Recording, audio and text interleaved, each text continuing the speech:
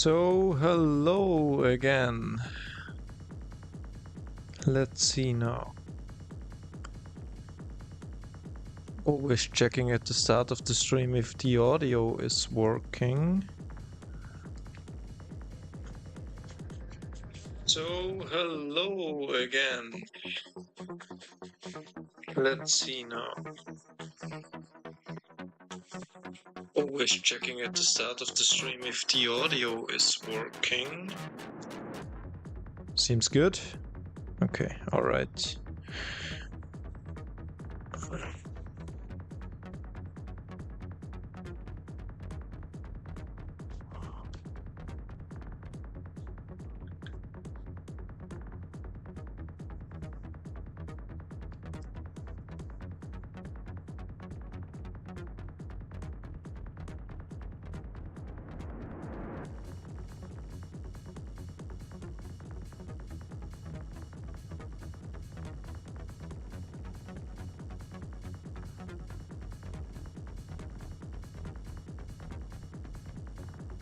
Okay.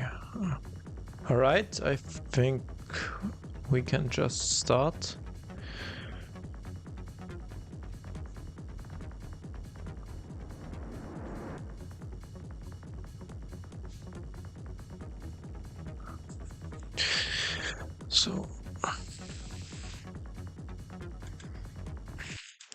So today we're doing a few more reactions on the Vividan, Banshee Thomas, etc. Extinct Zoo as well. Let's see how many we get through because it's not gonna be a 5-hour stream. Definitely not.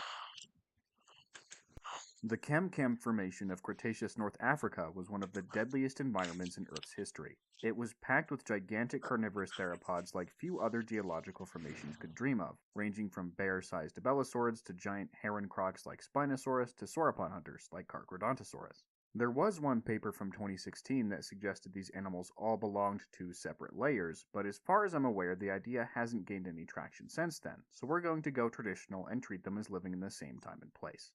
Could Tyrannosaurus rex, the theropod king of North America, survive in this harsh competitive environment? We'll be calculating. Well, T-Rex definitely will have something to eat there.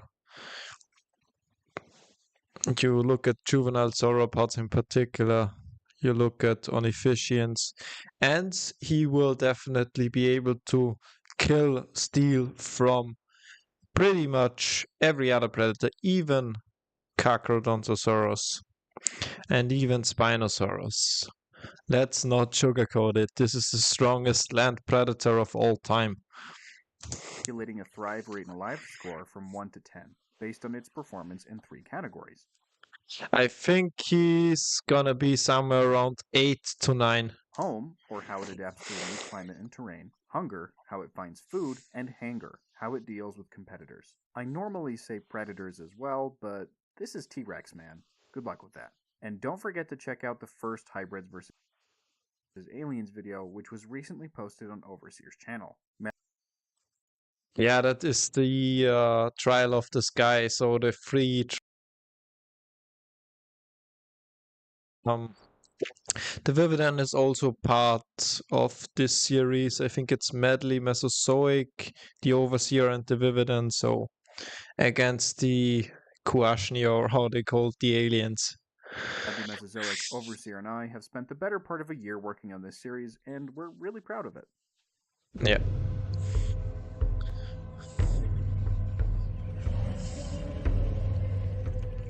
Home. To understand how T-Rex would adapt to the environs of Cenomania North America, 30 million years and a continent away from where it grew up, we need to look at its own stomping grounds first. Tyrannosaurus rex is known from multiple late Cretaceous formations in North America, including the swampy, forested floodplains of Hell Creek, the Bayou of the Lance Formation, and the southern plains with vast semi-arid stretches of land that made up the North Horn and Javelina Formation. So we got a swampy environment already here, very similar to Spinosaurus territory. Then you got the floodplains of Hell Creek and the semi-arid areas. I think if T-Rex can live in all these, then he will have absolutely no problem adapting to the new home. Tyrannosaurus macraensis is from the Hall Lake Formation of New Mexico, and there is some doubt as to the species' legitimacy. If it's just another Rex, it would expand their range yet again. T Rex would have been quite capable of navigating both human wetland environments as well as more desert like locations, using trees to mask its movements visually and the soft ground to hide its rumbling footsteps. So, what about the Chemchem? Technically, the Chemchem is made up of multiple smaller formations, but since they're typically lumped together for the purposes of common conversation and reference, we'll do the same here for simplicity. It's a delta environment, where river systems empty sediment and water into the Cretaceous Ocean.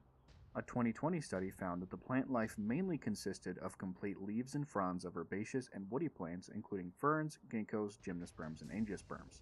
That's broadly similar to the formations that T Rex would have been familiar with, and with a comparable warm, humid atmosphere. It also provides plenty of opportunities with large trees to set up ambushes for whatever prey animals it may encounter here. What's more, the Hell Creek Formation already bordered the western interior seaway, so being next to an ocean filled with large fish and spooky sea predators isn't exactly unexplored territory. The Tyrant Lizard King gets a 9 out of 10 for home. There are no practical differences on a large scale between portions of its Maastrichtian origin and the seaside, forested wetlands of the Chemchem.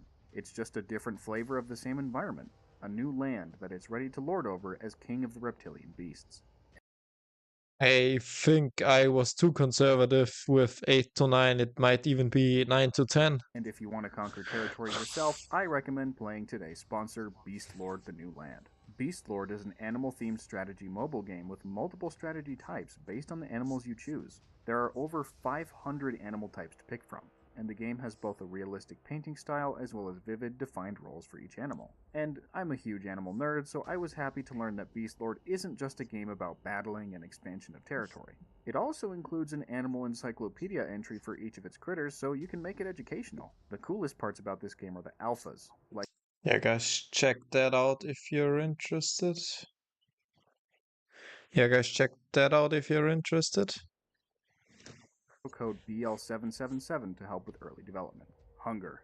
In order to conquer this particular new land, Tyrannosaurus rex will need to find reliable food sources. Back home, it chiefly dined on Edmontosaurus annectens, a fast elephant-sized hadrosaurid, as well as big ceratopsians like Triceratops and Torosaurus, each of which ranged from 5 to 10 plus tons. 4-ton Ankylosaurus was also a potential food option, although it probably wasn't worth the trouble most of the time. And while no sauropods are known from the Hell Creek Formation, T Rex did coexist with the 40-ton Titanosaur Alamosaurus sanjuanensis when we look at the North Horn and Javelina formations. There's kind of a weird stigma online against the idea of T Rex hunting sauropods for whatever reason, but considering the isotopic studies show that its close relative Tarbosaurus did just fine hunting sauropods, I don't see a legitimate reason why T Rex, which was twice the size of Tarbo, wouldn't have been perfectly capable of taking down a Titanosaur every now and again. Twice I need to see that meme again. There's kind of a weird stigma online against the idea of T Rex hunting sauropods for whatever reason, but considering the Twitter, lol. isotopic studies show that its close relative Tarbosaurus did just fine hunting sauropods, I don't see a legitimate reason why T Rex, which was twice the size of Tarbo, wouldn't have been perfectly capable of taking down a Titanosaur every now and then. Yeah, it will be more capable than Tarbosaurus because of its size, probably. However, compared to body size, so if you put a 5-ton T-Rex and a 5-ton Tarbo, the 5-ton Tarbo is probably not gonna struggle as much against the sauropod because of this locking mechanism it possesses. Lautenschlager 2015 demonstrated that T Rex had a wide maximum gape for its huge jaws, so it's not even like an adult Alamosaurus would be too big to bite. Not that it would go out of its way to focus on adults, of course, given the sheer size difference, but it's certainly not impossible like Paleo Twitter likes to pretend it is. Yeah, not recommended, but Tyrannosaurus, he might bite off the end of the tail, you know? This has been speculated in many paleodocs before. Well, not with sauropods specifically, but maybe he will. And he could injure a leg, maybe even flesh graze the animal. An adult Rex would be able to take down a juvenile Alamosaurus pretty easily, and possibly even a sub or young adult. That's not accounting for gregariousness, of course, which seems to be fairly well supported in large tyrannosaurs. Well supported for a fossil taxon anyway, given the levels of uncertainty involved in these sorts of things, will account for both possibilities here. The prey profile of the Chemchem is surprisingly similar to that of Maastrichtian Laramidia. There are plenty of interesting animals here that wouldn't be worth hunting from a practicality or net calorie perspective. Araripasuchus, a fast Sphenosuchian, I think.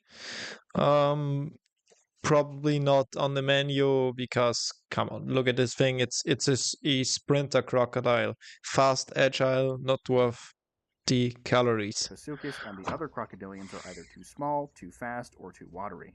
There's about a dozen fragmentary pterosaur species that would be flying around and might be crunchable snacks if caught unawares or injured. The river systems also contain giant fish like Onchopristis, a 2 to 3 meter sawfish, as well as Mawsonia, a coelacanth the size of a car. You could also hunt another crocodilian, even though this would be probably very dangerous, especially for juvenile Tyrannosaurus. That is Caprosuchus, the boar croc, around up to 4 meters in length and a few hundred kilograms. And it might be somewhat terrestrial or even primarily terrestrial if you look at its adaptation. So Caprosuchus might be a contemporary predator T-Rex could hunt. I doubt that T-Rex would turn down one of these if it somehow ended up on the shore of a river, but it's probably not going into the water after them. The similarities really begin with the dinosaurs. There's some kind of thyreophoran, possibly an ankylosaur, in the Chemchem known from a tooth. While likely heavily armored, its small size would make it fairly easy to take on, especially if T-Rex approached from the front and bit the head off. There are also large ornithopod tracks from the area implying an iguanodon-sized animal, which would readily fill the niche that Edmontosaurus did back home. Rhobocosaurus garazbe was a decent-sized sauropod, estimated at 14 meters long and weighing 7 to 12 tons. This is the ideal prey animal. Look at its height. It's so similar. It's not even as tall as T-Rex. This must be a main target. This would be a phenomenal prey item. It's about the same size as a T-Rex, but has no comparable weaponry. A lone Rex could easily dispatch a fully grown Rhobocosaurus or take advantage of a herd, picking off weak, slow, or injured individuals to save on precious foraging energy. The crown jewel of the Chemchem in terms of large prey is the Paralotitan-sized Titanosaur, which we'll call Denethor for no particular reason. A 2016 paper shows its scale, and man is this thing big, whether reconstructed as a derived or basal Titanosaur. It's either somewhat larger than Rhobocosaurus or way larger than Rhobocosaurus, easily. So chat 6-7. Yeah, I've heard this. Yeah, I've heard this meme before many times, especially in school. Howdy, stranger. It's been a while. How are you doing, Mr. Megaraptor? I'm fantastic. How are you? Kaiju Kenjamin, how are you, my friend? You say you have two theories. Either this is pre-recorded or he just does. Nah, man. I should really have a third monitor here. I don't have one. So I've got my first monitor on for OBS and stream management, and I've got my second monitor where I watch the videos, and then I've got my phone for the chat, basically. So that's why I didn't notice you yet, because it's the smallest screen I have. comparable to Dreadnoughtus. Tyrannosaurus would absolutely go ham when presented with either small or injured individuals, and if it did in fact hunt in groups, as its relatives seem to imply, could have taken on fully grown healthy denethors if necessary. There really aren't any notable issues here in terms of the menu. If anything, it's easier to hunt sauropods here, whose only weapon is their size, than it is to hunt giant, vast, armored prey back home. Tyrannosaurus gets a 9 out of 10 for hunger, only missing a point because sampling biases of the Chemchem haven't preserved a ton of herbivores very well. Clearly the prey items are there, even if taphonomy is a jerk. What was that shirt? Sorry I'm late, Stephanomy's a jerk. If you would buy this, let me know. What part of science was taphonomy again? I haven't heard this one before. So I am doing good. How are you? Yeah, great. Had a good day. So Let's see how T-Rex will absolutely demolish every other predator in the ecosystem, apart from maybe big crocodilians like Elosuchus. Well, even Elosuchus would be cooked, to be fair. A ton of herbivores very well. Clearly, the prey items are there, even if taphonomy is a jerk. Hanger. Now for the section of the video that most of you probably clicked on it for, and I don't blame you. While Tyrannosaurus rex obviously wouldn't have to deal with predation as an adult, hatchlings and young rexes would be in constant danger, and adults would need to face competition from the native apexes. Let's go over the threats that the formations of the Chemchem have to offer and how they might make T-Rex's life difficult. Sauron. Well, yeah, let's go with non-dinosaurs first because he's gonna talk about the main predators like Sorniops, Abelisaurs, Carcharodontosaurus, big crocodilians like Elosuchus and Laganosuchus, as well as Caprosuchus, the boar croc. Laganosuchus was the pancake croc. So these three definitely a problem on the river's edge and even on land for Caprosuchus.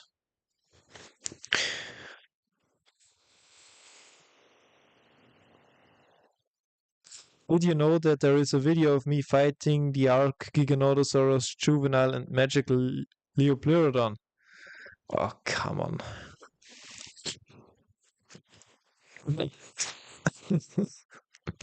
That must be a bad joke, man. Iops is one of the Alright. Or a good edit. A bad joke or a good edit? best names ever for a theropod dinosaur, and it makes me sad that the material is total crap. That's right. Yeah, it was just I think a fragment of the animal, Sorniops, around the eye region.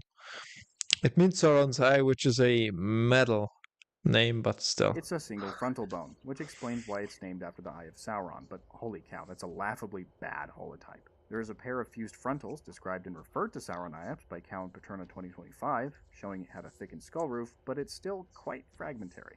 We have Yeah, you could post I don't know if you can post the video link in the chat, but I guess just send the video title then, because I don't think you can post the video link if you're not a chat moderator or admin in the chat. I hope this is not some Rick rolling 1st of April joke. no idea of how large the theropod would have been other than decently sized. Anywhere from 7 to 12 meters is possible. The informal genus Osteoporosia has also been suggested to represent a junior synonym of Sauroniops, which would add a tooth and a fragment of a vertebra. There's not enough to say anything other than there was a medium-sized possible Carcharodontosaur running around that may have threatened young T-Rexes. There are also indeterminate fragments of Abelosauroids, but I can't find much information about them. Bahariosaurus is better. No, it's not. Pahariasaurus, that's sarcastic because the fossils are the state of the fossils is similar to Sauroniops. Actually, it's worse. A bunch of different fragments are referred to it from over 30 localities, but the holotype was bombed to bits in World War II, with only Not Sauroniops, but Pahariasaurus might be a Megaraptoran, might be a Nadasaurus, or might be a Carcharodontosaur, or even might be a Ceratosaur, Noasaurid in particular, a large drawings Noasaur. left. It's been identified as an indeterminate Coelurosaur, a Megaraptoran, and most recently as a beaked herbivorous Elaphrosaur. It's decently large, regardless of the reconstruction, at up to 4 tons, but I wouldn't say we know enough about the animal to state how it would affect an invasive Tyrannosaurus population, if at all. What about You say, no, don't worry, I won. Well, that's good. Well, let's see. I will wait until this video is over. I was thinking that you could react it. Yeah. Yeah. How long is the video? Because this is not gonna be a long stream. Not that much time currently. So also someone else made that video. Okay. Yeah, but if you write the video duration, we see if we can react to it, I guess. Because if it's similar to these videos here, like 30 minutes, 25 minutes ish plus, then This would be a video for another stream, I guess. What about the megatheropod fight that created theropod flame wars in the first place? Spinosaurus. Would Jack Horner's Jurassic Park 3 fantasy play out all over again, with Spinosaurus easily overpowering the much smaller Tyrannosaurus? Well, if you're watching this video, you probably know that more Spinosaurus material uncovered from 2014 to 2020 showed that the animal had a long paddle tail and shorter hind limbs than previously thought. The subadult specimen is about 11 meters long and weighs 3.4 tons. Larger fragments exist that may or may not belong to Spinosaurus, but certainly belong to a large North African Spinosaurine, so to be generous in this video, we'll give them to the genus. Okay, well, Spinosaurus might be a better grappler than T-Rex because T-Rex can't grab that well with his arms, even though the forearms are quite muscular for its size. But as a grappler, Spinosaurus, as a predator in a 1v1 fight to the death, T-Rex. Not just 60% every time, but 95 or 100% every time. A, would Spinosaurus threaten T-Rex? And B, if it did, could Spinosaurus come out on top? The answer to the first question is no. Spinosaurus likely lived as a shoreline and shallows predator, capturing large fish with its powerful jaws and claws while occasionally taking terrestrial prey as well. The biomechanics of its swimming ability are still heavily debated, but I'm sure it would at least be able to move around in the large rivers of the Chemchem. It already lived and successfully niche partitioned with a big terrestrial carnivore we'll cover in a moment, so honestly, there would be no reason for it to want to confront a T-Rex and vice versa. And if this picture right here looks like Dinochirus a bit. Reminds me a bit of that one. You say the video is about 22 seconds long. Yeah, I'll just react to it at the end of the stream then. That should be very doable.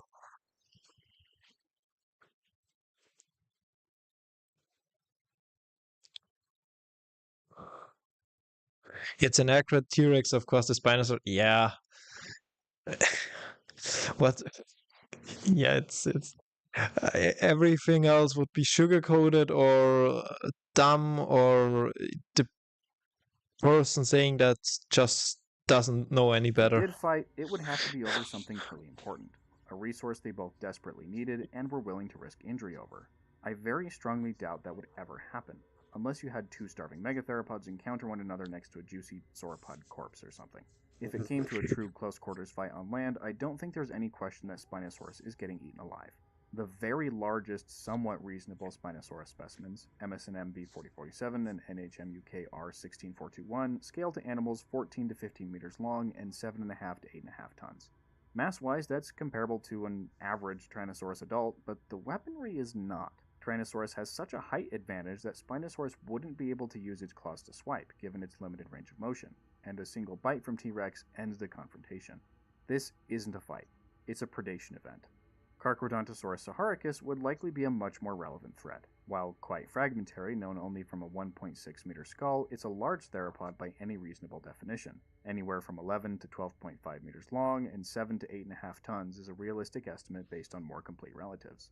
Carcharodontosaurus has long, thin teeth, excellent for slicing right through flesh to inflict quick damage, and a bite force at the front of the mouth of 11,000 newtons. Not bad, but Solurosaurs like Tyrannosaurus and many other dinosaur groups like Maniraptorans, for example, and probably even Megaraptorans, are thought to have been faster, more agile, which means T-Rex would probably be able to somewhat dodge and not take death blows from the cock. And secondly, T-Rex doesn't need X amount of bites to kill the cock, while the cock does need X amounts of bites to kill the T-Rex. So efficiency wise, T-Rex, of course. And he's gonna win like 80 to 90+% Its of the skull was times. also very lightweight, which helped it bite more quickly. It had limited binocular vision and would have needed to hold its head at a downward angle to more accurately judge distances, so may have approached its prey from higher ground or at an oblique angle, or to have held its head as such when hunting. When tracking large, slow-moving sauropods, more focused vision isn't necessary. You're basically hunting a billboard. A typical adult Tyrannosaurus was at least the same size as the biggest Carcharodontosaurus, while likely larger, but broadly within the same category in terms of mass. And yes, its bite force would be over double that of the Carcs, but that's not the sole deciding factor in a confrontation over territory or food, given Well, if it's a confrontation, a death fight, this might be the factor. Also, T-Rex is probably smarter as well. There's a link to the video in the post comments. I think T-Rex will win and dominate this region. Yeah, definitely. I'm gonna pull it up on my phone, I guess, and add it to this playlist then. how they'd likely both be going for the sauropods and ornithopods in the region. The first is their skull structures. We know from fossil evidence that Tyrannosaurs fought by attacking the skulls and necks of rivals, biting into faces and brain cases with enough force to crunch through bone, and that they could survive such punishment. Their skulls were incredibly robust and heavily reinforced, selected to tank heavy damage, while Carcharodontosaurus' skull was not adapted for this kind of combat. Its biting power was much weaker and it was heavily pneumatic, filled with more air pockets. Another point in T-Rex's favor is raw agility. It would be able to turn twice as quickly as its opponent and bite with comparable speed thanks to its massively overdeveloped neck musculature. It also had much more precise and focused binocular vision, letting it judge distances more accurately in combat and helping its bites connect more frequently against a foe of comparable size. So, in the event that these two giants came to blows, T-Rex would be the victor more often than not. Obviously, if you put an adult Carc against a subadult Rex, the outcome might be different, but when comparing individuals of similar size, the Tyrant Lizard King has many clear advantages. And here's an important point. While native predators may be able to antagonize young Rexes, T-Rex can do the exact same thing back and with a lot more muscle power. It gets a 7 out of 10 for competition. Well, this is still a fantastic score for T-Rex because this is a highly competitive environment. While there are certainly plenty of other large predators in the area, T-Rex is the most physically powerful and adapted for head-to-head combat, whether that be for herbivores or with other carnivores.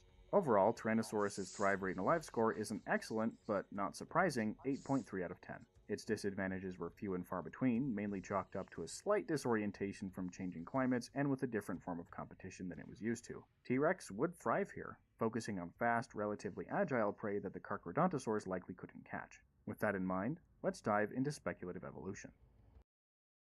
Fast, agile prey that Kark couldn't catch reminds me of the time when I think, what was it? Planet Dinosaur made a scene with a Carcharodontosaurus hunting Ouranosaurus. This probably should have been a Tyrannosaur chasing after that, especially a large juvenile, for example, would be a better pursuer of an Ouranosaurus than a Carc. But to be fair, the Carc was also so shrink wrapped in this dog that it makes sense that it ran so fast. Our first animal is a descendant of Tyrannosaurus, Sahara tyrant Fogur. Its name translates to lightning desert tyrant. This tyrannosaur experienced a phenomenon called pedomorphosis, where it retains the proportions and build of a younger individual in its adult form, and that eventually became the baseline for the genus. Sahara tyrant is smaller than its ancestor, with adults weighing in between 5 and 7 tons, and while it retained a tyrannosaurian build in terms of skull morphology, sacrificed much of the raw power of T-Rex for speed and agility.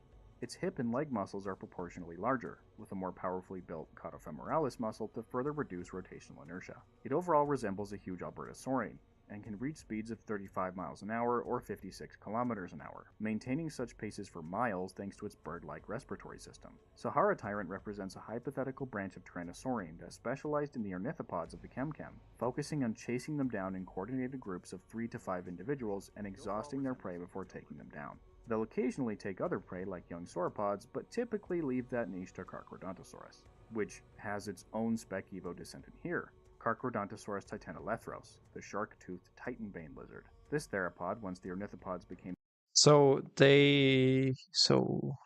he is making T-Rex go more into the pursuit hunter niche and be even faster, similar to Apalachosaurus and Giantrosaurus, smaller tyrannosaurids that are also fast animals. spec Evo descendant here, Carcharodontosaurus titanolethros, the shark-toothed titan-veined lizard. This theropod, once the ornithopods became the main prey item of the invasive tyrannosaurs, went full tilt into the sauropod hunter territory. Its dentary tilted forward and down slightly, gaining extra bony reinforcement as a tool for holding on tightly to sauropod flanks and sides, with longer incisiform teeth in that area. Since it didn't need to focus on speed at all, it was selected for thicker skin and wide osteoderms to protect it from the lashing tails and glancing blows of the sauropods it hunted. Titan veins are big, too. Fully skeletally mature adults typically are 12 to 13.5 meters long, and mass anywhere from 8 to 10 tons. They focused on stability rather than agility, with shorter legs contributing to a lower center of gravity. They approached sauropods from the sides and lapped. His legs look way too skinny, to be fair. I do think, yeah, they just evolved to be even better at eating sauropods.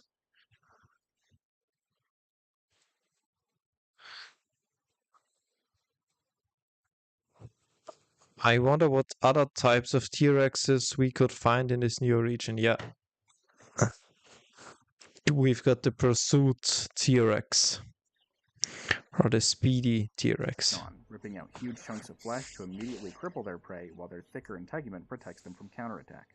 Thanatosuchus sapiens is the first spec Evo crocodilian on the channel, and I Yes, this is a spec evo of Araripisuchus. love this little guy. By little, I mean 3 to 4 meters long and 200 to 400 kilograms, of course. Thanatosuchus is a descendant of Araripisuchus, and was selected for both intelligence and speed as it adapted to the presence of Sahara tyrant. Thanatosuchus, or the wise death crocodile, has formed a mutualistic relationship with the fast tyrannosaurs. They themselves can gallop at high speeds across the deserts and wetlands, thanks to their long columnar legs, webbed hooved feet, and stabilizing tails. Their patterns mimic Carcharodontosaurus to cause alarm, and they can also produce deep screams that startle herds of ornithopods into running away. The sound doubles Bam. That's what a theropod could actually sound like if you were to travel back in as a time. summons that bring Sahara tyrants to the hunt. In exchange, wise deaths are permitted to scavenge on carcasses that Sahara tyrants kill, and even sometimes sleep near Sahara tyrant nests for protection from other large predators. I'm interested to see where that community goes in the future, given how closely it resembles the relationship between some wolves and corvids. Thanks for watching. Don't forget to download And that still seems a little bit too far-fetched, I guess. That symbiotic relationship. I don't know. I think I would have to see it to believe it. Yeah, lol. True. Where did you send the link again? You said a post?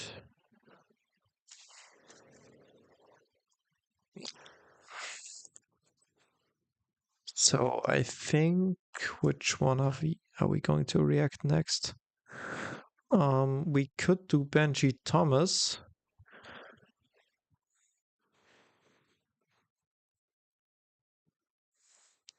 But I think I'm gonna do the Extinct Zoo video, which is what the Earth was like after the Great Dying, actually.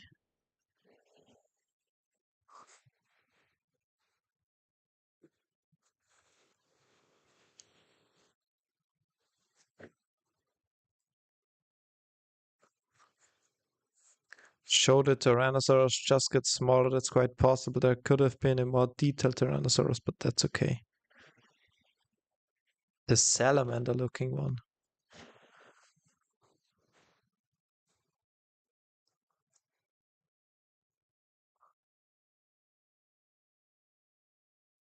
I'm definitely gonna do this one. Well, yeah, I think we will get over this playlist, especially if I'm streaming more than one day a week.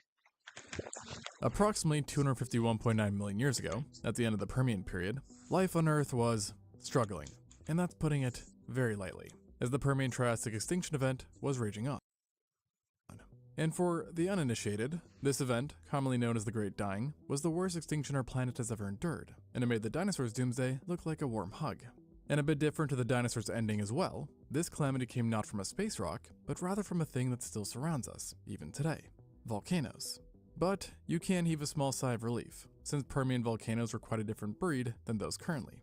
and massive eruptions stemming from the Siberian traps are believed to have ushered in a wide range of unpleasantries that led to the Great Dying. And unsurprisingly, this included brutal heat, aridity, lava flows, and widespread fires, just to name a few.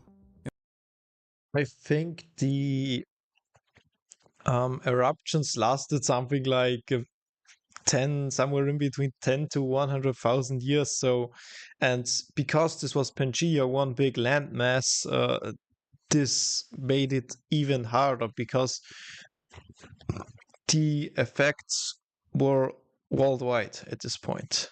And these conditions would last for thousands upon thousands of years, snuffing out the vast majority of life. And when the dust finally settled, shockingly little remained, with some studies finding that 96% of all marine species died out, and that in total, 9 out of every 10 animals perished. 96% is such a crazy number, though. It was so severe that even the little could-be nuclear survivors, known as insects, suffered greatly too, which is an important fact, as typically mass extinctions don't usually touch these guys. But the Permian one was just that much of a beast, and it would ultimately take the Earth some 50 million years to fully recover, which for comparison, the entire Ice Age hasn't even been going on for that long in totality. So bottom line, it sucked. A lot. And yet, we only tend to focus on how it was right before the extinction, or during it. Rarely does anyone pay attention to what the planet was like immediately afterwards. And this is unfortunate, as it's pretty interesting, in a kind of grim way. As newsflash, things don't get settling better when you lose over 90% of everything. Which thus begs the question of what was it like? To the best of our knowledge, this event ended right at the Triassic-Permian boundary, hence the boundary, and was marked by the beginning of the Induan, the early Triasic's first epoch. This period of time played out between 251.9 and 249.9 million years ago. Crazy thing is how Lystrosaurus, not the smallest animal, actually survived as well. It got smaller, probably, is what documentaries say, but still. Representing the first 2 million years following the Great Dying. And boy oh boy, were they some rough ones. Being harsh enough that it makes you question if the immediate survivors were really the truly lucky ones. And if I somehow teleported you to the Induan right now, your first thought would not be to check out what these survivors are like, as you'd immediately start screaming in pain. And why, you ask? Simple. Because of the weather and climate, which remained atrocious following the Permian, and was arguably at an all-time low, figuratively speaking, as literally, the temperature was insane, with blistering heats being the norm across the planet. In fact, one study reported that the average sea surface temperature in the equatorial oceans possibly would have exceeded 104 degrees Fahrenheit or 40 degrees Celsius. Jesus Christ. That probably only allows for small animals, because other animals would not like the heat, I guess, especially around the equator. So it was just built different, the Permian volcanoes. Yeah, Permian volcanoes, the what was it?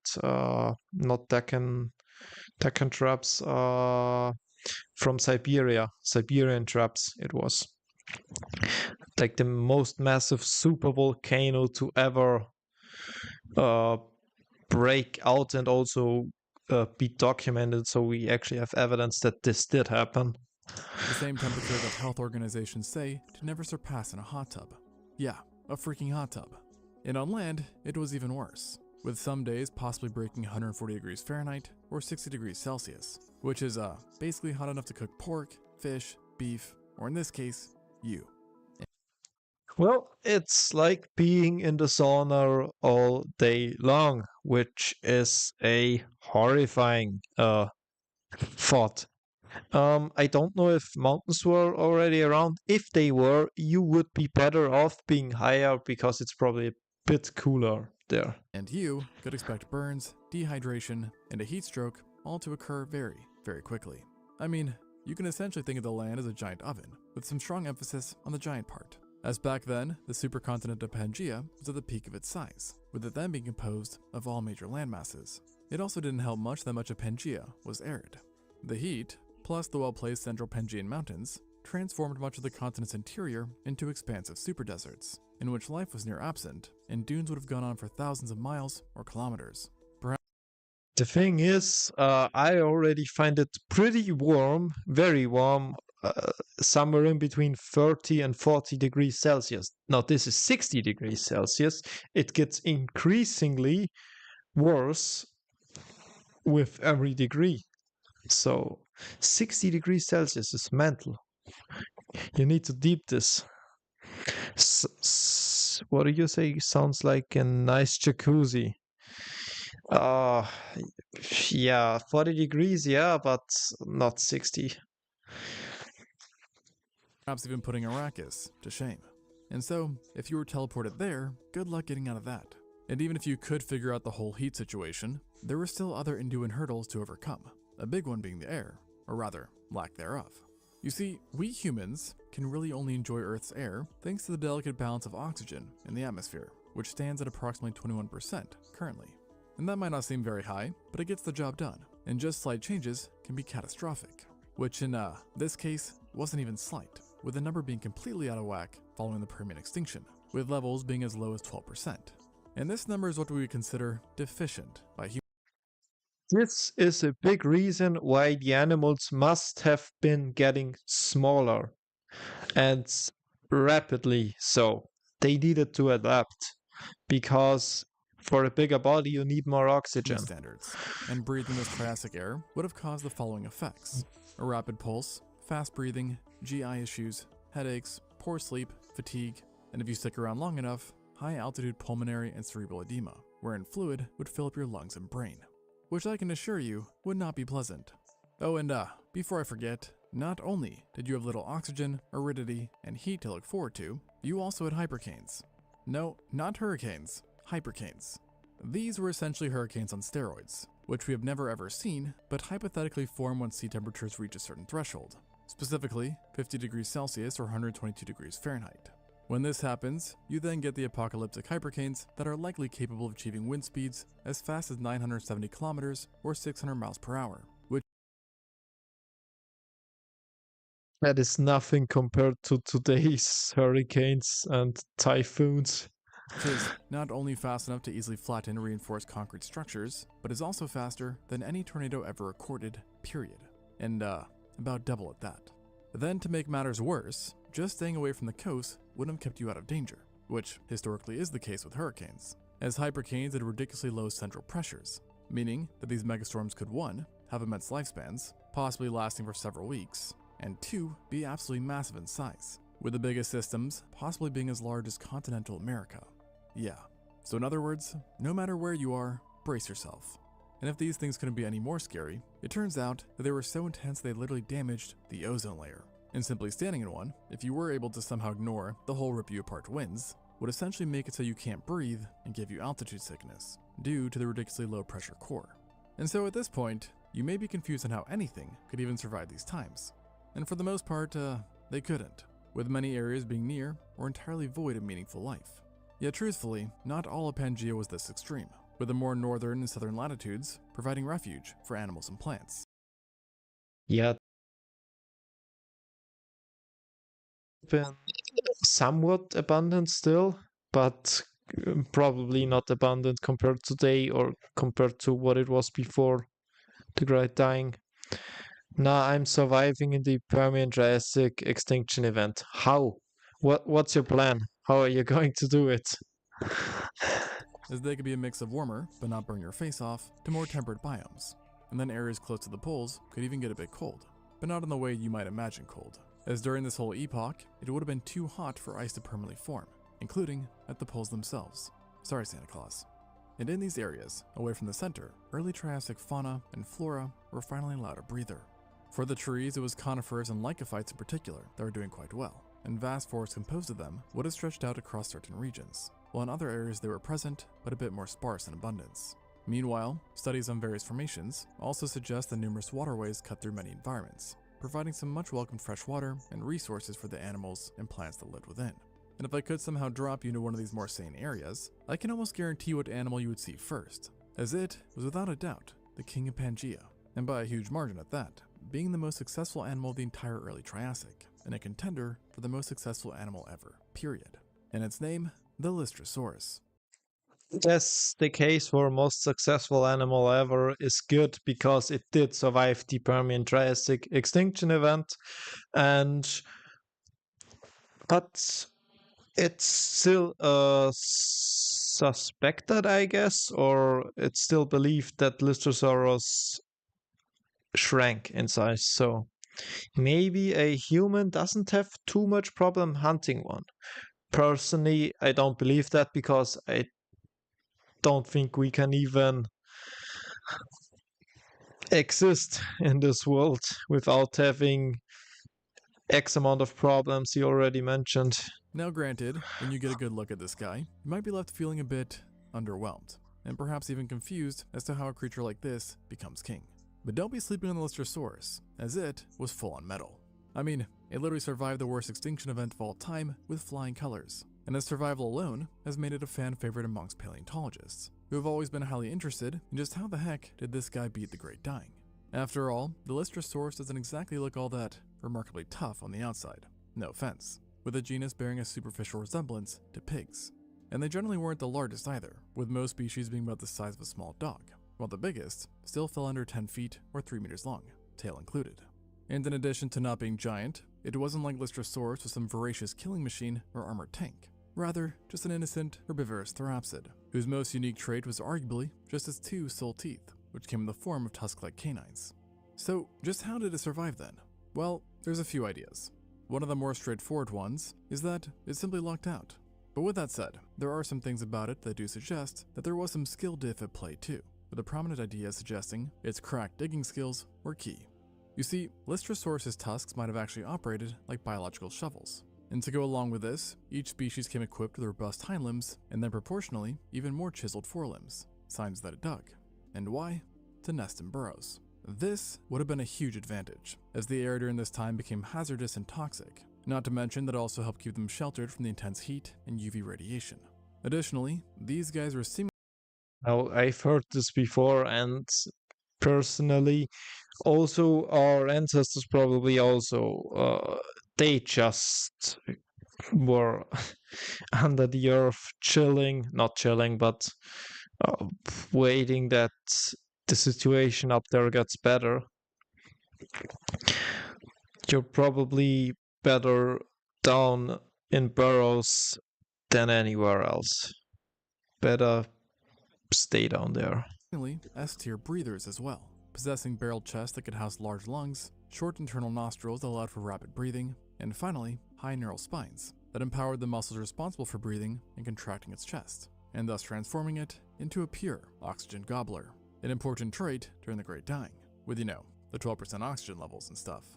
However, despite this hypothesis being popular, there are other ideas out there, with another trendy proposal having to do with a hypothesis based on the growth marks of a specimen coming out of Antarctica.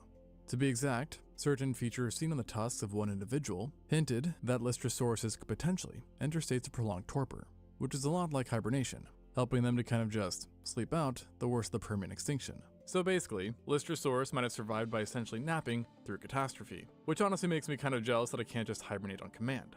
But some things can help out with sleep, which is why I'm excited to introduce today's sponsor, AG1, which helps AG1, check that out if you're interested, guys. They make great supplements. I've heard from Huberman in particular. I've heard. usually keep me wide awake. So if you're ready to turn down the stress and focus on the rest, head to my link in the description or scan the QR code to get a free frother with your first purchase of AGZ.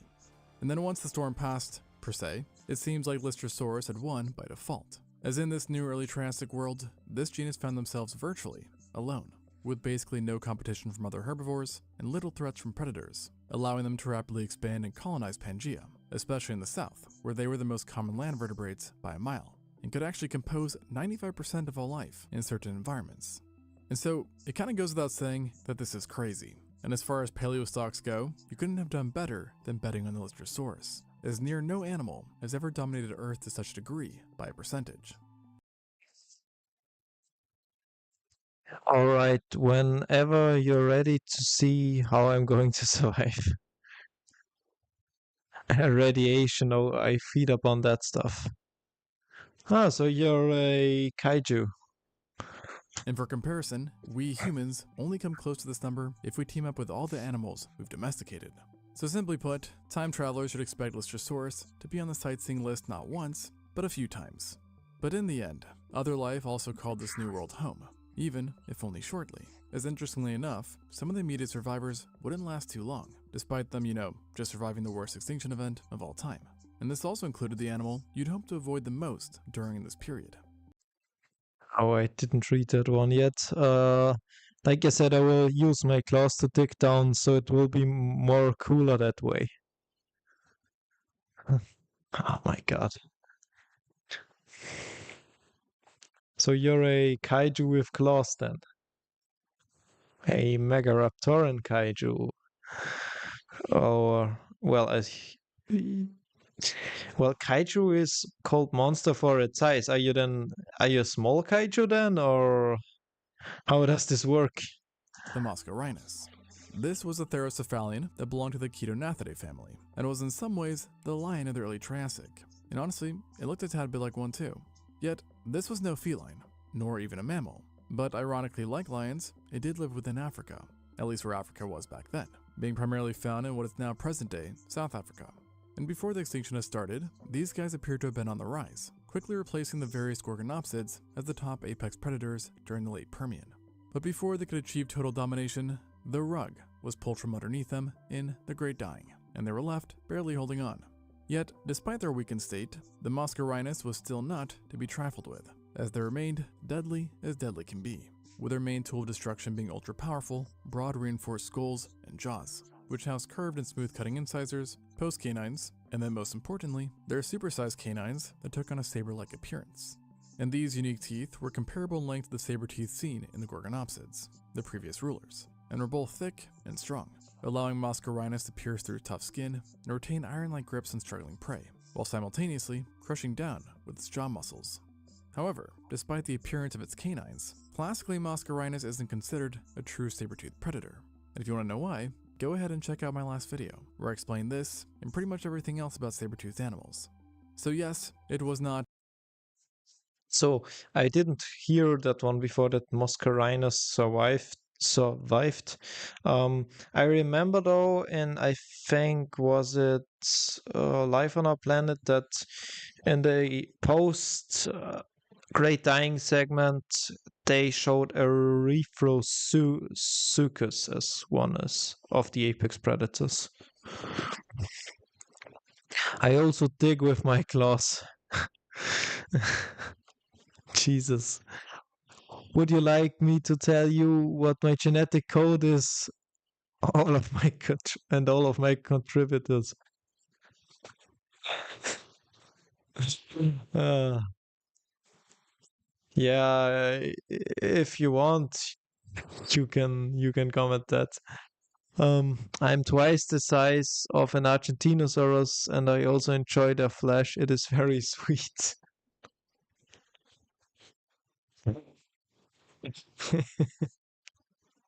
A true saber-tooth, but it definitely checked the apex predator box, and likely was one of the only things that could take down an adult Lystrosaurus, with the only real silver lining here being that these early Triassic Moscarhinus suffered from somewhat stunted growth, typically being 13% smaller than pre-extinction specimens, almost like insular dwarfism except on a global scale, which makes sense due to the Earth having lost so many resources. And we do see that many of the other predatory life tended to be smaller as well, nicely demonstrated by our ancestors, the cynodonts, who also did produce a few herbivores and omnivores. Now they had first emerged in the Permian, but were now, like the Lystrosaurus, slowly reaping the benefits of being the last standing, and at the time were dominated by members of the subdivision Cynognathia, or the dogjaws, which could be found in nearly every corner of Pangaea, and showed impressive levels of diversity, with each inhabiting a mix of environments and specializing in different niches. But what truly set them apart from other animals was their universally highly differentiated teeth, which allowed them to process foods with ease and efficiency. This also allowed them to outcompete a lot of other groups, in spite of not being super huge, with most being no longer than a few rulers in length. And even the largest genus from the Induan, Baechanodon, could be at most the size of a medium-sized dog. But something tells me it probably would have been a tad bit more rowdy. Alas though, it wasn't our ancient ancestors, or even the Moscarhinus, who were the top predators of this wasteland Earth. So we are going back to Pseudosuchia here with Erythrosuchus. Makes sense. Because slow metabolism,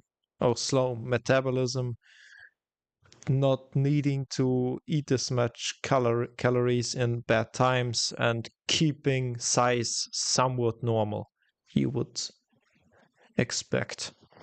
So Crocs it is. Or not truly Crocs, but should be. I don't even know if it's a Suchian, probably a Pseudosuchian Erythrosuchus.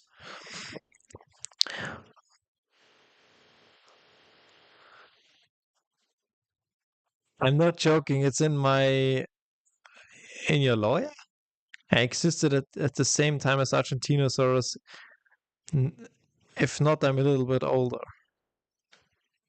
All right, I'm going to tell you some facts about me. Okay, go on. At least from a numbers perspective, is that title went to a group that were not synapsids and have been waiting for their shot. That scene was in Walking with Monsters? Is that title went to a group that were not synapsids. Which one was that? I think the same predator was in what was it called? It was some apocalypse show. Oh, Armageddon. Yeah, Animal Armageddon. I think a similar animal was in. I think in Animal Armageddon it was Proterosuchus in the Permian segment, who was thriving when the Gorgonopsids weren't thriving, which was in times of the Great Dying, because Gorgonopsians as warm-blooded animals would have had problems, while Proterosuchus wouldn't have had. And have been waiting for their shot. The Proterosuchidae, i.e. reptiles. This was a family of basal archosauriforms, who literally only They don't belong in Pseudosuchia. It's Erythrosuchidae and Proterosuchidae is outside of Pseudosuchia. So not even Pseudocrocs. Suchia is within Pseudosuchia industry, you see here. So, yeah. It is Archosaurs, of course. It is. appeared right before the start of the Great Dying. And usually this would be Archosauriforms. I need to correct myself on that. considered the worst luck of the draw possible, but in their case, it was like hitting the jackpot, as they managed to not only somehow weather the storm, but then, in the wake of the devastation, explode in numbers, allowing them to outpace the therapsids, who'd fared worse, and occupy a wide range of niches.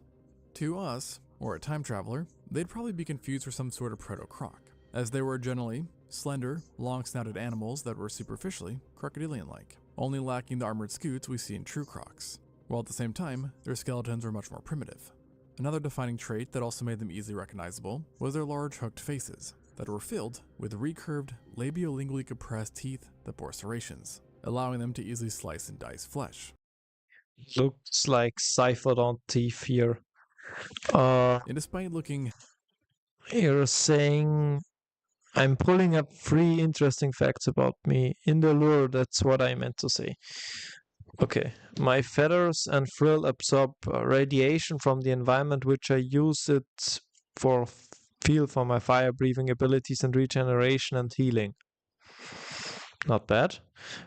Fact 2, I can dig through the earth at very fast speeds, allowing me to travel to the other side of the earth just about 2 seconds to get there. Damn. very interesting, I would advise some caution around these guys, as they could be quite a bit bigger than cynodonts, with the smaller ones being comparable to large monitor lizards, while the largest genus, the Proterosuchus, measured over 4 meters or 13 feet in length, and weighed hundreds of kilos or pounds. And to give you an idea what that looks like, here is what a 13-foot gator looks like. So yeah, good luck fighting that. Yeah, if you're getting jumped by a big Proterosuchus, yeah, it's over.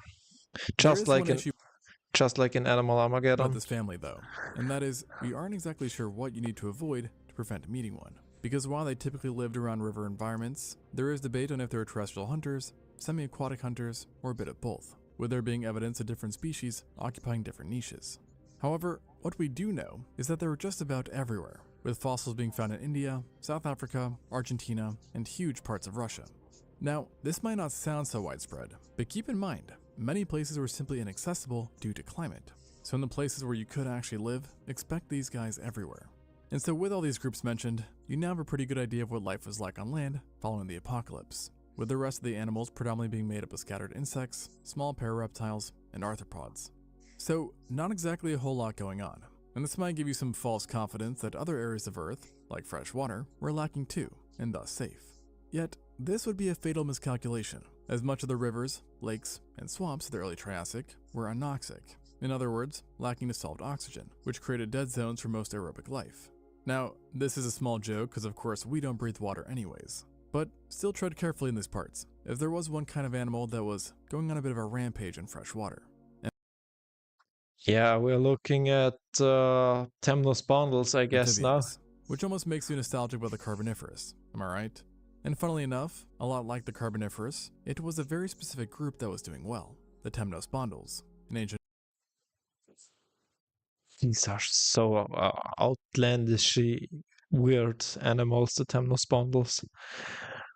Well, what is the third fact here? Fact 3, male versions of me have brighter colorful feathers and larger horns for display and combat, while female versions are hornless and have less brighter colors.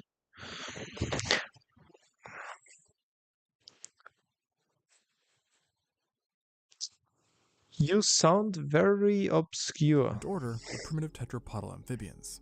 Now, these guys can be summed up as having been like the Proterosuchids, a bit croc-like superficially, and were generally much larger than the amphibians of today.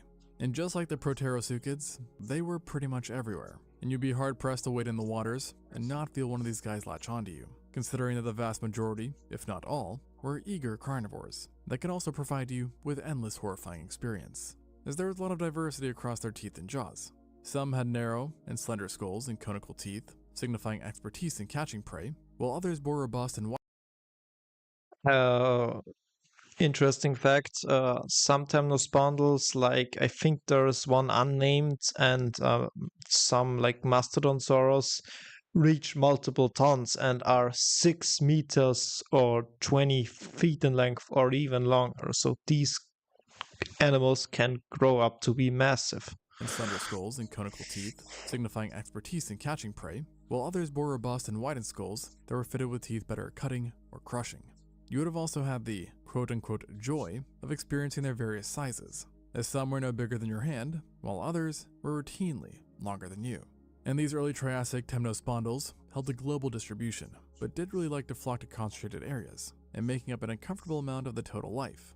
And this overpopulation of amphibians typically occurred in areas where freshwater rivers and lakes were abundant. And funny enough, one place that really took a liking to them is the usual suspect when it comes to strange wildlife and creepy crawlies. In other words, good old Australia, as it was there where the Arcadian environment was found, an early Triassic formation in which 90% of every single animal was an amphibian, with the remaining 10% being fish, reptiles, and synapsids. And it wasn't just freshwater where you could expect these amphibians to be lurking. As opposed to now, where there is just one amphibian who can endure the sting of salt water, back then, many could. And some of the temnospondyls were actually marine, which is a great segment into what the oceans and seas were doing following the Great Dying. And honestly, it would really be more accurate to me just to say the oceans, as big old bodies of waters were the main trend, with just two bodies being the main players. Well, you say genetic makeup of me. The two main contributors are Chinese dragon and Triceratops. Other contributors like Jackson's chameleon, pangolin, armadillo, great white shark, peacock, and mandarin duck. So you are a hybrid then? The superocean Panthalassa, which dwarfed even our current Pacific Ocean, and then the Paleotethys, which lay to the east, sitting within the islands of China. Just like the land and the freshwater environments, the oceans too have been dealt a number, and were still quite inhospitable in certain ways. Like I mentioned previously, the average sea surface temperature was much higher, for one, and would have essentially felt like a warm bath, while large swathes were anoxic, just like in the freshwater environment, and tended to run low on the pH side, in other words, acidic. And taking a dive in most places would have made you think you were swimming on some sort of alien planet, as not even the reefs felt or looked the same, with the vast majority being microbial reefs, instead of coral reefs like now. The water might have appeared different too, not being the blue like we are used to, as some studies revealed high presences of green and purple sulfur bacteria, whose pigments imply that sections of the ocean were arranged in murky green and olive colors, as well as some purplish brown hues, especially near shore and in epicontinental areas. So between this overgrowth of bacteria and all the different water conditions, it's no surprise that marine life could be pretty barren. And given that you had the panthelastic superocean, this pretty much meant you could swim in the water for a near endless amount of time without really having to worry about some jaws interrupting the vibes. Yet, in the end, life of course persisted beneath the waves, at least in some parts, with the highest concentrations being seen in coastal or shallower waters, especially in those of the Paleo-Tethys, which were somewhat protected and boxed in. And if you were going to take a cruise here, I'd highly recommend bringing along a fishing rod or two, as the kings now were fish.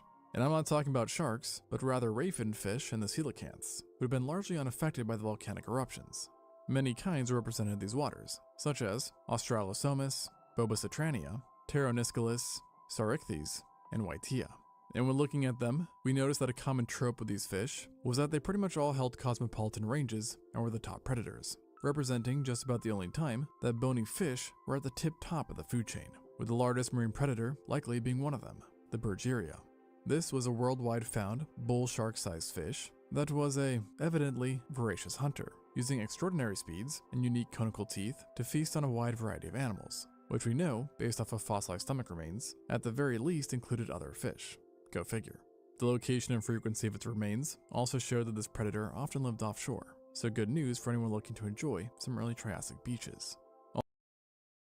Well, looks very similar to a rhizodontid. Although, of course, I do still have to recommend caution, as while rare, other apex predators did prowl the coasts, and this included the well-known Hybodontids, a group of ancient sharks that had been around since the late Devonian, and managed to slip by the Permian extinction. Now, many at the time were smaller sharks, with the Lycidas, for example, being just a tad bit bigger than your foot, while another known genus, the Paleobates, was just about an arm's length. And so, unsurprisingly, these smaller kinds of hybodonts likely wouldn't have paid much heed to human-sized food, nor human-textured food for that matter, as they typically had adaptations for crushing hard-shelled prey or catching small fish.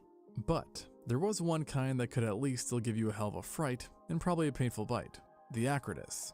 This was a Durophagous genus, possessing blunt and broad teeth, but was quite large for an early Triassic hybodont, achieving lengths similar to the Bergeria, with the largest specimens measuring about 2.5 meters or 8.2 feet.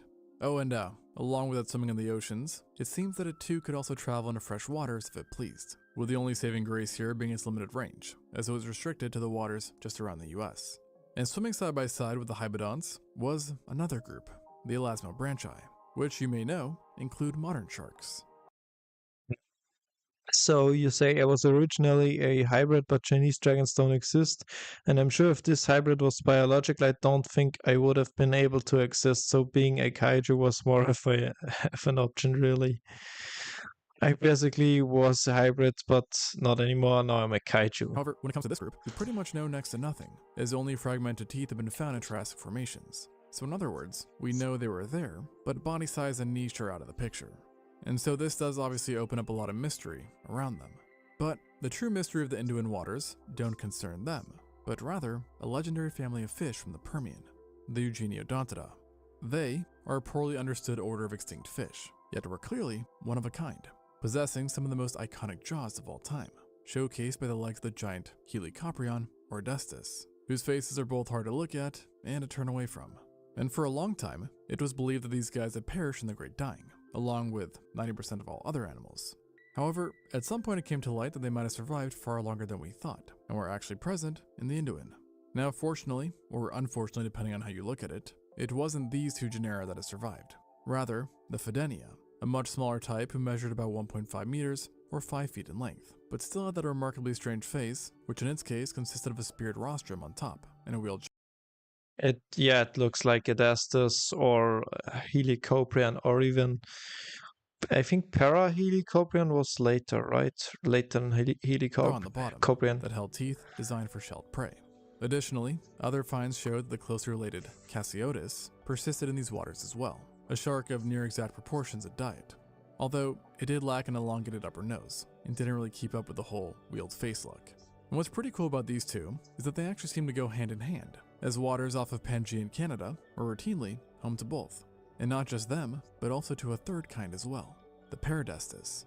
And this is rather big news, as it wasn't a part of the same subdivision as the former two, instead being a type of Edistoidea, which are also known as the scissor-faced sharks, for their iconic vertically split mouth. And in it, the Paradestis contained an interesting blend of both pavement-like teeth and those that could cut you, especially in the bottom of its tooth whorl. And because of this strange blend, we don't know exactly what it ate. But whatever it did, it seemingly helped it survive the extinction event. And there's further evidence of yet more of these sharks around Pangaea, so it seems like they remain surprisingly diverse. But, as the story somehow goes, it would not last too long, as by the mid-Triassic, they were all gone. But though these guys and many of the other strange and fascinating life disappeared, even after first surviving the worst extinction event of all time, life would then go on to create the next iteration of oddities, as the following millions of years would produce legitimately some of the strangest animals of all time. But that's a story for a different time. Thanks for watching, and until next time, on... Yeah, great video also showcasing animals we haven't seen yet being talked about past the Great Dying. So, Mr. Kaiju, you're saying length is what? 60,280 meters? Or about 200,000 feet, twice as long as Argentinosaurus. Twice Argentinosaurus size. Weight estimate somewhere between 140 and 200 plus tons. So, Mr. Kaiju, you wanted me to react to a video, I think.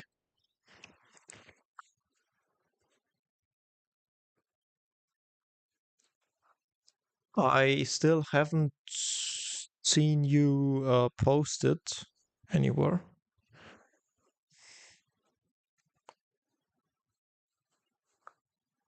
So let's turn the music on real quick. Okay.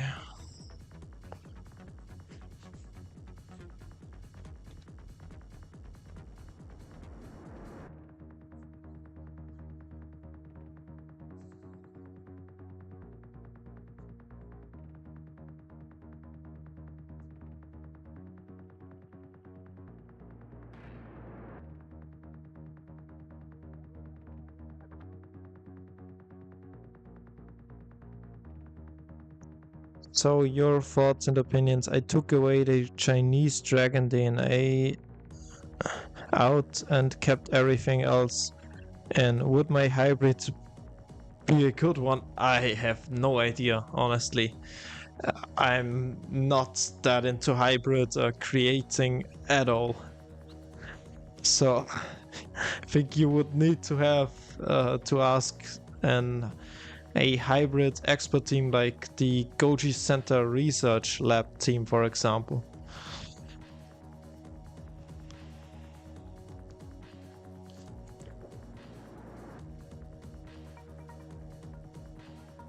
The link should be in the newest post, so community post probably is what you're talking about. Might have been filtered by YouTube, let's see.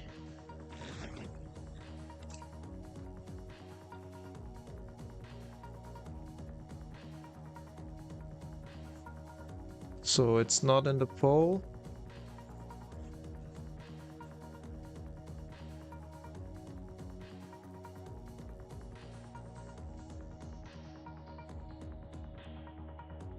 Well, it's definitely not on the community tab under the last two posts.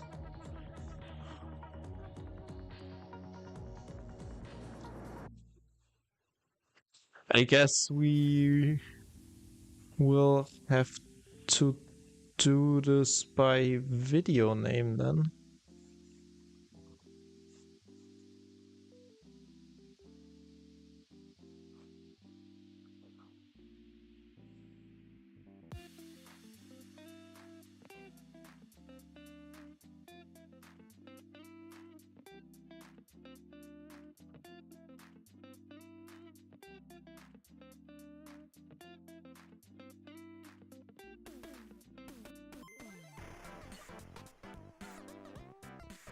So you're talking about the poll? Yeah, I'll check my YouTube studio one moment. Uh,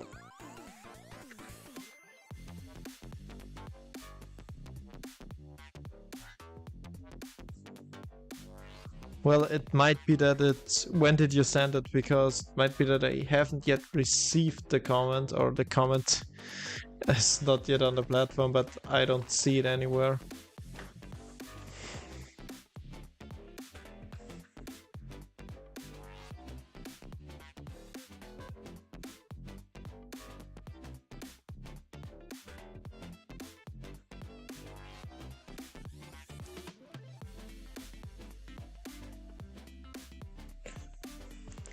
Is it on your channel or did someone else make it?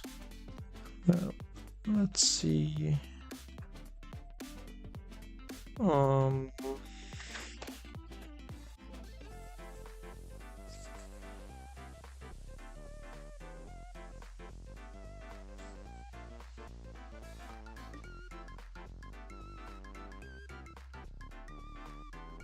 Well, there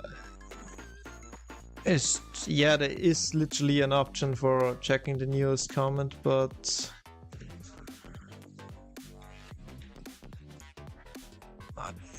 it's just looking like this here. Let's see.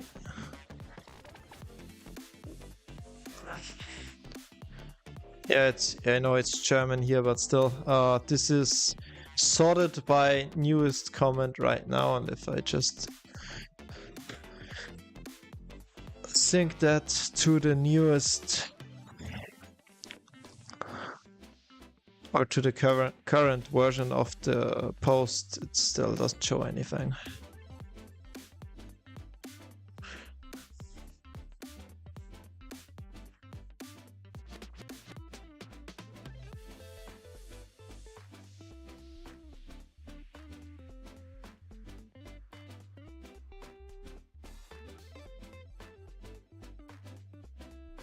I do have the video on my post, you just gotta scroll for a little while.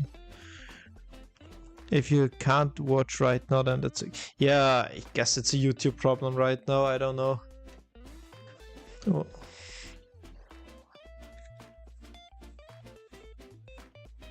I mean, it just literally won't show me, it just says 0 comments, so...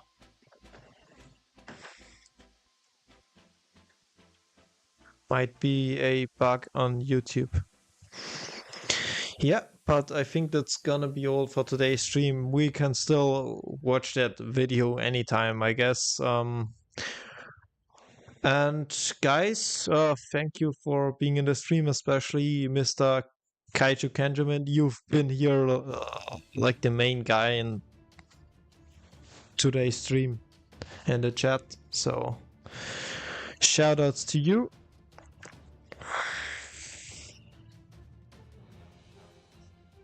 So, on your post you're saying, so yeah.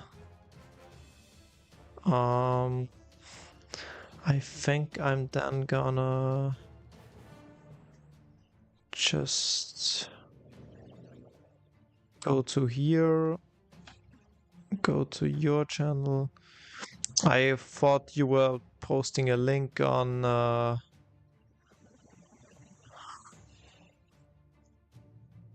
one of my community posts, that's why.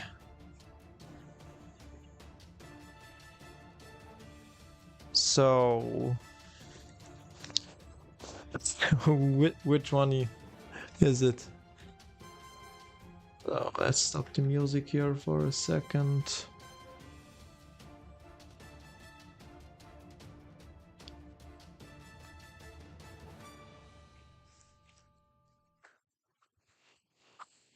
I guess I was just too dumb to get it. So AI redesigned me.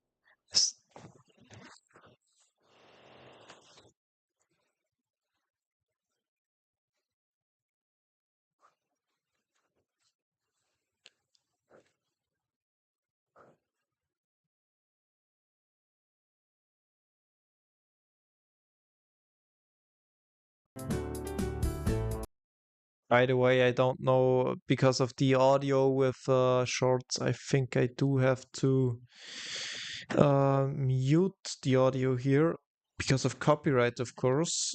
So we'll just do this silent.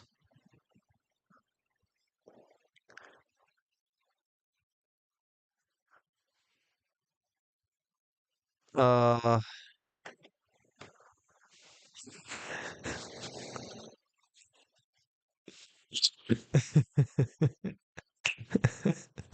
Bro, you're basically a flying Triceratops dragon on up to 200 plus tons.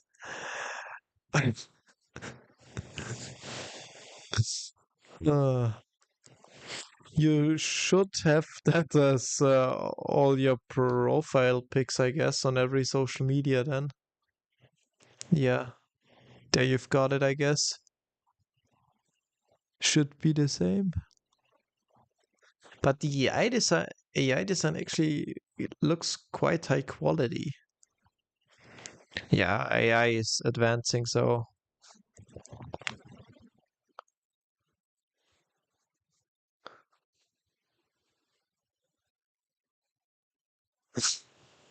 yeah, nice one, nice one. But I think I'm gonna end it there today because still got a few things to do. And yeah, it's been a nice short stream. Obviously, now it's still a lot of stress and a lot of things to do, not that much time to stream, but there will be like next year definitely there will be more time to stream.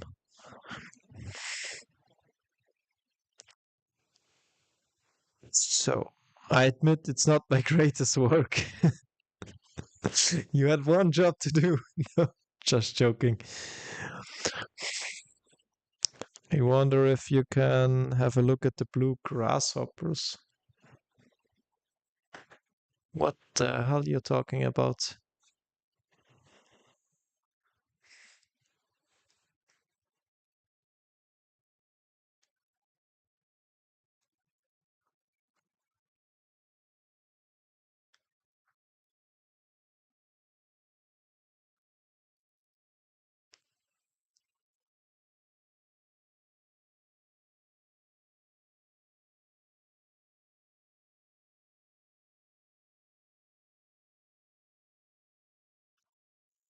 I think we will need to have a whole stream like Megaraptor and maybe a second and maybe like a co-op like stream with at least another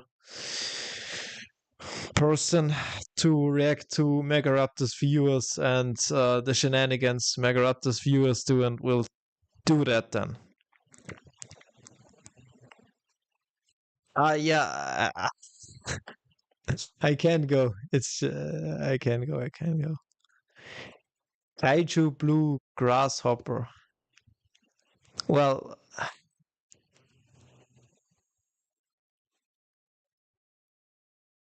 I don't get this poll at all. I have no idea.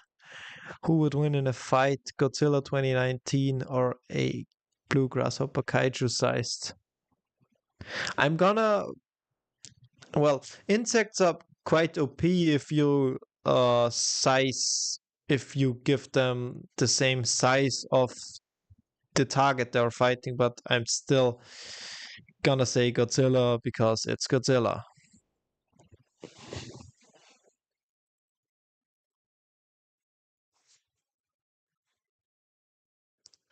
Hypothetical blue grasshoppers onto islands, warning, long list ahead.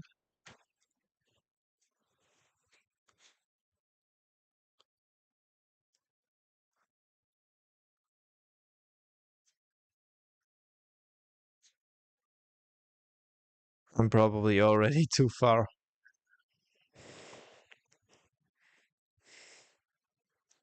Well, that one is pretty clear. It's you because Rudy is big, but I don't think it is 200 plus tons.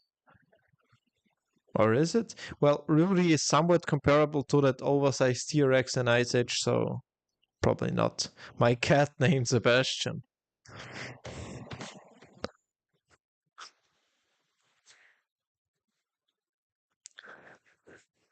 Nice design, by the way.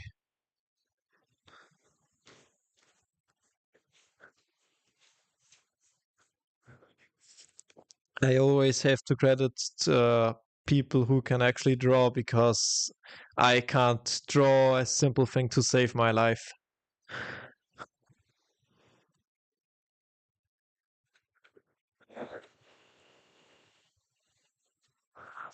What do you mean, what's in it?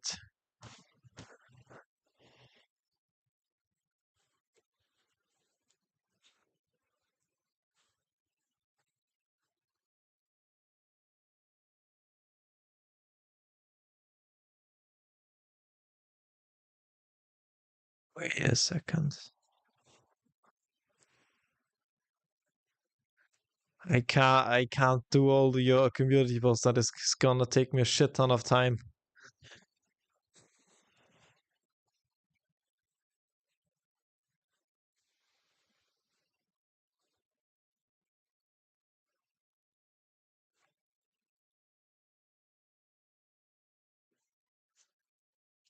By the way, Godzilla.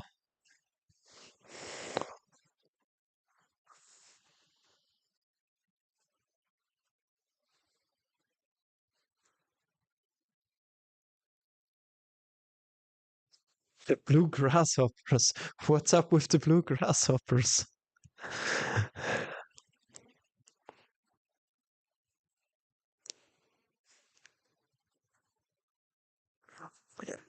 Yeah, we'll do this stuff on a different stream. When there's next year, definitely. Still need to finish this apprenticeship. And after that, we will have more time.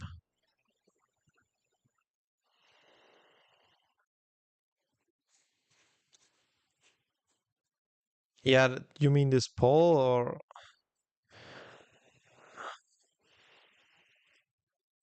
Yeah, you're talking about this poll, I guess. Yeah, but then it's been a pleasure, Mr. Kaiju. Thank you for tuning in. I will probably see you soon. I will probably see you soon. And